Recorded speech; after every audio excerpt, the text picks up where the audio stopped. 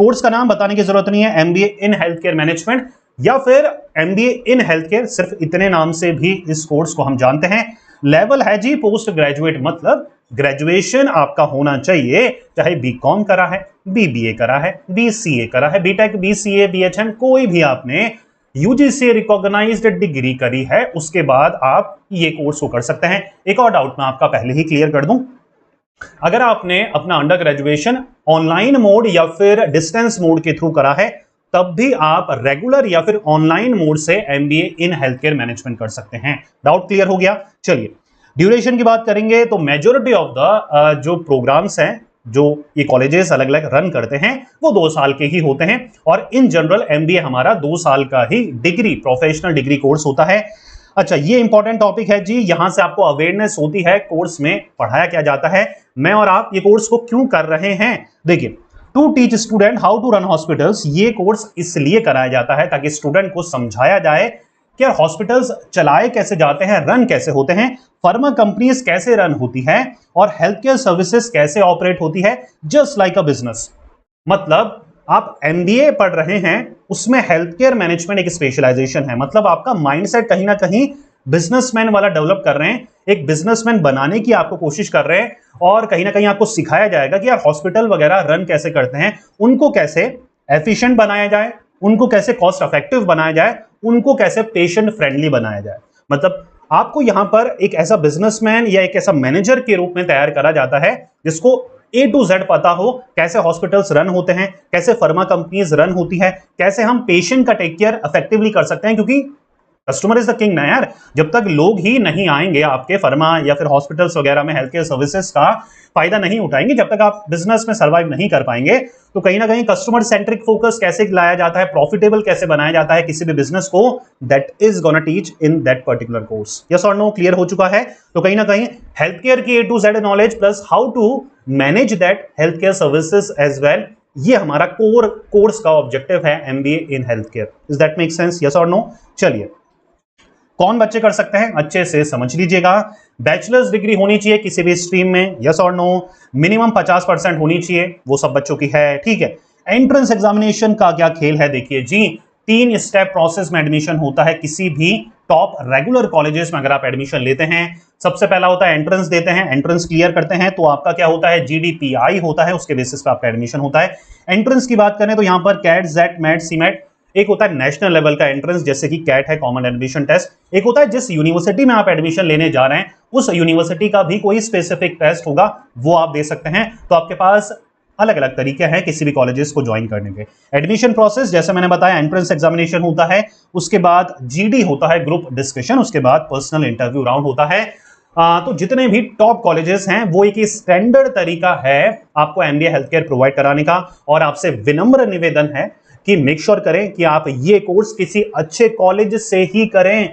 College matters the most, या सबसे ज्यादा इंपॉर्टेंट है कॉलेज।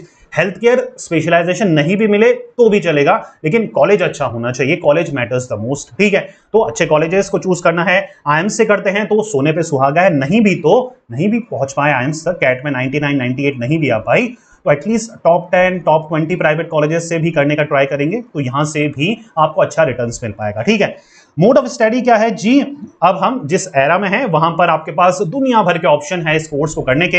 एक रेगुलर मोड है, उसकी इंफॉर्मेशन हम आप तक अभी तक शेयर करते हुए आ रहे हैं। रेगुलर मोड मतलब आप रेगुलर कॉलेज जाते हैं, रेगुलर मोड में एडमिशन लेते हैं, क्लासेस वगैरह रेगुलर होती है आपकी, आपको एग्जामिनेशन देने कॉलेजेस वगैरह जाना पड़ता है, 75 अटेंडेंस देनी पड़ती है। तो ये सारा आइडिया है आपको, आपने अपना मेजॉरिटी ऑफ द स्टूडेंट ने अपना यूजी जो कोर्स है वो रेगुलर ही करा होगा, तो आपको पूरा फंडा पता है। कॉलेज में मतलब एमबीए में थोड़ा सा और स्ट्रिक्ट हो जाता है कि आपको 75 तो क्राइटेरिया मेट करना ही करना पड़ता है, ठीक है। एक और इंटरेस्टिंग मोड है जिसके बारे में बहुत ही रेयर ऑडियंस जानती है, लेकिन बहुत तेजी से ये मार्केट ग्रो कर रहा है, वो है ऑनलाइन एमबीए का, ठीक है। तो आप 2026 में, 27 में, 28 में जब भी आपको ये कोर्स करना है, या फिर 2025 के एंड में करना है, आप ऑनलाइन मोड से भी एमबीए कर सकते हैं हेल्थ केयर में, तो ये भी ऑप्शंस आपके पास अवेलेबल होगा, ठीक है। तो जैसा भी आपका मन है, आपको रेगुलर करना है तो रेगुलर मोड से कर सकते हैं। अगर आप वर्किंग प्रोफेशनल है, कोई सर्टिफिकेशंस कर रहे हैं, आप फ्रीलांसिंग वर्क कर रहे हैं, तो रेगुलर का टाइम नहीं मिल पाएगा, उस पॉइंट से, उस सिचुएशन में ऑनलाइन मोड को भी आप प्रेफर कर सकते हैं। दोनों ही इक्वली वैलिड है, ऑनलाइन डिग्रीज भी अब 2025 में 26 में वैलिड रहने वाली है, क्योंकि यूजीसी ने लेटेस्ट नोटिफिकेशन में ये क्लियर कर दिया है कि आप 2025 के बाद जितनी भी डिग्रीज लेंगे, अगर वो अच्छे कॉलेजेस से है तो वो इक्वल रहेगी, इक्वली वैलिड रहेगी रेगुलर डिग्री की तरह। यस और नो क्लियर हो पा रहा है? अच्छा, ऑनलाइन एमबीए कैसे करना है, कहां से करना है, कौन से कॉलेजेस से करना है, सारी इंफॉर्मेशन आपको इसी वीडियो के डिस्क्रिप्शन में मिल जाएगी। Make sure that you are checking that link. Yes और नो। टोटल फीस की बात करेंगे 8 से 10 लाख, ये एवरेज फीस है जी। यहां पर हम 20, 25, 30 लाख की बात नहीं कर रहे हैं, एवरेज फीस की बात कर रहे हैं। बहुत सारे ऐसे कॉलेजेस हैं, आइम्स की बात करें 24-25 लाख रुपए तक लेते हैं आपसे एमबीए के। यहां पर हम एवरेज फीस पकड़ के चलें तो आप किसी भी एक डिसेंट इनफ कॉलेज से करेंगे तो यार मिनिमम इतना पैसा तो आपको लगेगा रेगुलर मोड से अगर आप अपना एमबीए करते हैं। ऑनलाइन मोड का फीस स्ट्रक्चर बिल्कुल अलग है। ऑनलाइन मोड में आप 2 लाख के नियर अबाउट में 2 साल का एमबीए कर लेते हैं, बहुत ही अफोर्डेबल पड़ता है आपको ऑनलाइन एमबीए। और ये भी एक रीजन है majority of the student regular की बजाय ऑनलाइन में शिफ्ट होने का, क्योंकि इतना ज्यादा पैसा खर्च नहीं करना चाहते हैं वो, तो वो ऑनलाइन मोड को प्रीफर कर लेते हैं क्योंकि वो काफी आपको सस्ता पड़ता है। प्लस कोई भी एंट्रेंस देने की जरूरत नहीं होती, डायरेक्ट एडमिशन आपका हो जाता है ऑनलाइन मोड में। और एडमिशन भी 3 से 4 बार ओपन अप होते हैं साल में, तो आप एडमिशन भी कभी भी ले सकते हैं ऑनलाइन मोड में। तो उसके अलग अलग एडवांटेजेस हैं, मैंने कई वीडियोस में कवर भी करे हैं। फिलहाल के लिए चलिए वीडियो पे आते हैं वापस। कोर सब्जेक्ट की बात करेंगे तो देखिए आपको पढ़ाया क्या जाएगा, जैसे मैंने आपको बताया हेल्थ केयर को कैसे इफेक्टिवली मैनेज करना है। ठीक है, तो health care system and policies क्या है, हॉस्पिटल एडमिनिस्ट्रेशन क्या है, हेल्थ इकोनॉमिक एंड इंश्योरेंस क्या है, क्वालिटी मैनेजमेंट इन हेल्थ केयर, मेडिकल टूरिज्म समझते हैं, मेडिकल टूरिज्म राइट, बहुत सारे लोग इलाज करवाने के लिए एक शहर से दूसरे शहर को जा रहे हैं। Strategic management in health care law and ethics क्या है, डिजिटल हेल्थ एंड टेलीमेडिसिन क्या है, बहुत फेमस हो रहा है ना टेलीमेडिसिन वगैरह, प्रैक्टो वगैरह ऐप, आप टेलीफोनिक कन्वर्सेशन के थ्रू ही डॉक्टर्स वगैरह से कंसल्ट कर सकते हैं। These all are the thing in depth आपको पढ़ाई जाती है। इंटर्नशिप और प्रैक्टिकल ट्रेनिंग मैंडेटरी होती है जी, 6 से 8 वीक की आपके फाइनल ईयर से पहले ये इंटर्नशिप या फिर फाइनल ईयर में आपके ये इंटर्नशिप्स वगैरह होती है। आपको हॉस्पिटल फार्मा कंपनीज वगैरह में इंटर्नशिप्स के लिए प्लेस्ड करा जाता है। कॉलेजेस अपनी तरफ से भी करते हैं, आप अपनी तरफ से भी इंटर्नशिप्स को फाइंड आउट या सर्च कर सकते हैं। ठीक है, यहां पर कुछ मैंने बहुत अच्छे कॉलेजेस की लिस्ट आपके सामने रखी है, ये सारे रेगुलर मोड में आपको एमबीए प्रोवाइड कराते हैं। Tata institute of social science, Indian institute of health management research Jaipur, Symbiosis institute Pune, Manipal academy Manipal, MET university Noida, NMIMS Mumbai, ये रेगुलर मोड से आपको MBA in health care provide कराते हैं। अगर आप ऑनलाइन मोड से सोच रहे हैं कि सर रेगुलर के बारे में तो बहुत सारी जगह हमें इंफॉर्मेशन मिल जाती है, ऑनलाइन कौन सी अच्छे कॉलेजेस हैं जो कि आपको एमबीए प्रोवाइड करा रहे हैं, डिस्क्रिप्शन में जो लिंक दिया है वहां पर सारी आपको वेबसाइट्स या फिर आपको जितनी भी यूनिवर्सिटीज हैं उनके लिंक मिल जाएंगे।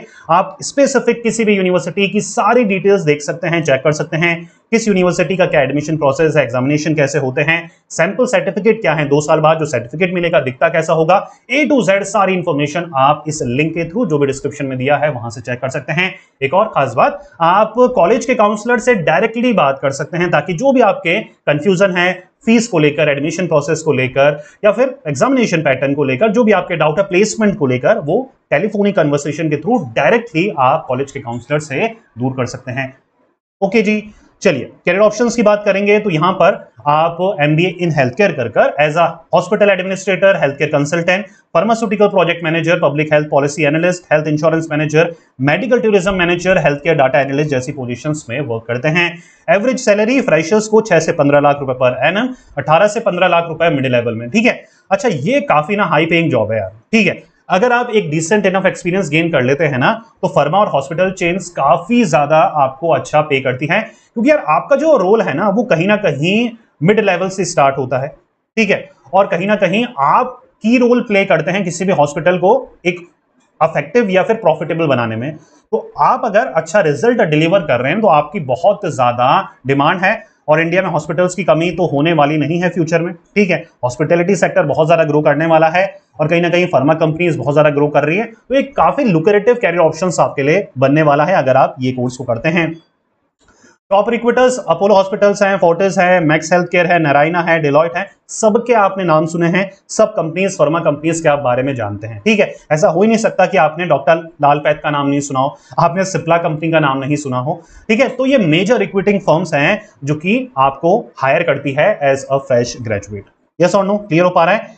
ठीक है, अब बेनिफिट्स भी आपको बता देता हूं कि भाई जो बच्चे चूज कर रहे हैं वो ये रीजन है जिसकी वजह से ये कोर्स की डिमांड दिनों दिन बढ़ रही है।